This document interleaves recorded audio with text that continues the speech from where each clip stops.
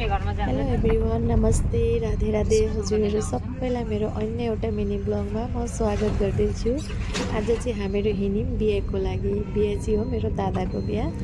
अनि बिचमा चार्ली हामीहरू जाँदैछौँ, म र मम्मी अनि मेरो बुढाले चाहिँ मलाई हामीलाई पुऱ्याइदिएर ल्याउनुभयो। अनि बिहे गरेर पनि पुगिहाल्यो। पुगेर यहाँ चाहिँ कसार बटाउनको लागि रेडी हुँदै रहेछ। अनि हामी पनि त्यही टाइममा पुगेर मम्मी पनि कसार बटाउन थाल्नु भयो। म चाहिँ अलिकति भिडियो क्लिप्स लिउँ भनेर म भिडियो गर्दै थिएँ। अनि यता सबैजना कति राम्ररी कसार बनाइराख्नु रहेछ।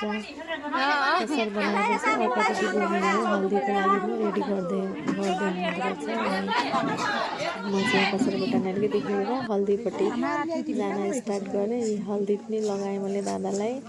दादाको जीवन एकदम सुखमय होस् अनि हल्दी लगाउँदैछु।